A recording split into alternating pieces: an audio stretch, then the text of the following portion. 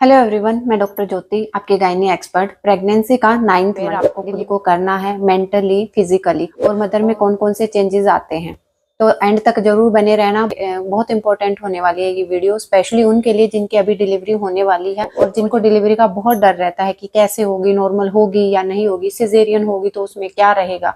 तो वो सारा डर आपका इस वीडियो में खत्म हो जाएगा जब आप इस वीडियो को एंड तक देखोगे। अभी तक अगर आपने चैनल को सब्सक्राइब नहीं किया है तो चैनल को सब्सक्राइब जरूर कर लेना। अभी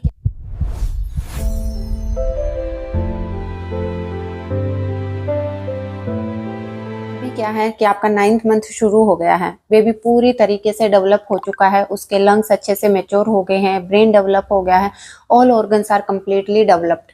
अब अगर उसकी कभी भी डिलीवरी होती है, मीन्स के 36 to 40 वीक्स का होता है 9th मंथ, अब उसकी कभी भी डिलीवरी हो जाए तो उसको खतरा नहीं रहता कि उसकी निकू में जाने के चांसेस हैं या बाहर आके ऑक्सीजन सपोर्ट देने की जरूरत है। सेकंड थिंग कि मदर में क्या चेंजेस आते हैं, सेम सिम्टम्स रहते हैं कि कमर में दर्द है, आज लोअर एब्डोमेन में पेन है क्योंकि बच्चा नीचे की तरफ खिसक रहा है, उसकी वजह से नीचे की तरफ काफी भारीपन रहता है।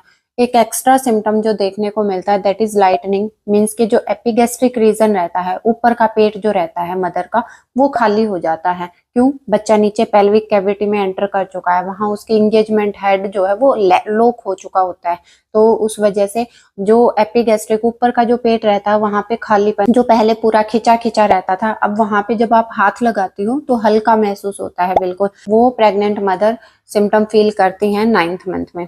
सेकंड कि फ्रीक्वेंट मिक्चुरेशन होता है, बार बार पेशाब, रात में भी कई बार उठना पड़ता है क्योंकि बच्चा नीचे पेल्विक कैविटी में जा चुका है।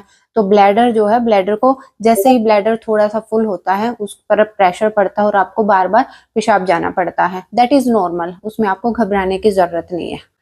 और जो एक्स्ट्रा सिम्टम एक रहेगा 9th मंथ में कि बच्चे की मूवमेंट कम फील होते हैं, उतना नहीं घूमता क्योंकि बच्चे का हेड जो है वो पेल्विक कैविटी में लॉक हो गया है, तो वो सिर्फ हाथ पैर ही हिला पाता है। दिन में कम से कम 10 से 12 मूवमेंट आपको फील होती हैं, लेकिन उतनी नहीं कि जैसे पहले घूमता था।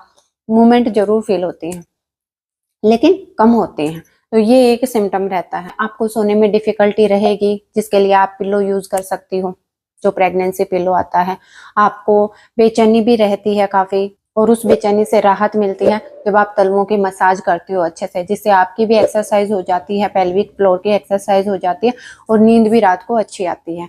अगर गर्मियां हैं तो आप रात को बिल्कुल ठंडे पानी में पैरों को डिप करके थोड़ी देर रखिए और उसके बाद मतलब नींद अच्छी आएगी। ये गर्मियों में स्पेशली होता है। सर्दियों में आप गर्म तेल की, गुनगुने तेल की मालिश करो तलवों की और उससे नींद अच्छी आती है। नेक्स्ट थिंग है कि आपको खुद को कैसे प्रिपेयर करना है डिलीवरी के लिए। एक डर मन में बैठा रहता है, तो आपको ऐसे लोगों से बिल्कुल बात नहीं करनी जो आपको डराएं।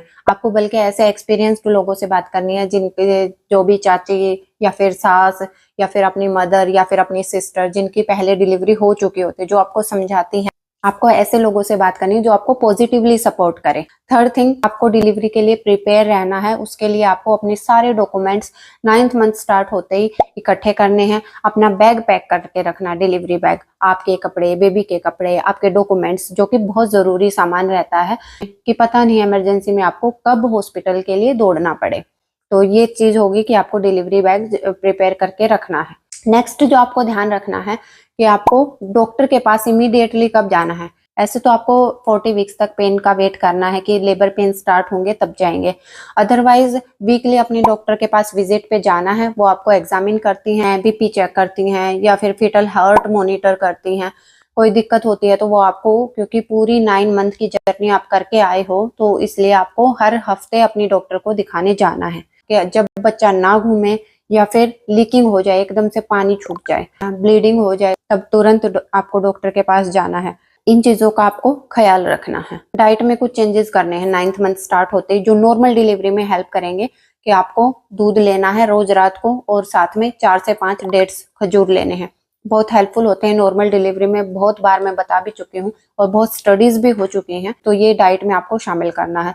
तिल के लड्डू आपको डेली खाने हैं या फिर 2 से 3 चम्मच, वैसे आप तिल और गुड़ जो कूट के लेते हो वो आप ले सकते हो। डाइट में ये 2 चीजें आपको 9th मंथ स्टार्ट होते ही ऐड करनी है। एक्सरसाइजेज में आपको पेल्विक फ्लोर की सभी एक्सरसाइजेज करनी है, जैसे कि बटरफ्लाई या फिर उठक बैठक लगाना या फिर सीढ़ियां चढ़ना, पोछा लगाना, डक वॉक करना, ये सभी एक्सरसाइज आपको नॉर्मल डिलीवरी में हेल्प करेंगी। तो इन सब चीजों का आपको 9th मंथ में ध्यान रखना है और डिलीवरी के लिए खुद को प्रिपेयर करना है। अगर आपका 9th मंथ चल रहा है और आपको मन में कोई भी क्वेश्चन है 9th मंथ से रिलेटेड फिर डिलीवरी से रिलेटेड, तो आप कमेंट बॉक्स में लिखकर पूछ सकते हैं। मैं आपके सवाल का जवाब जरूर दूंगी। Thank you.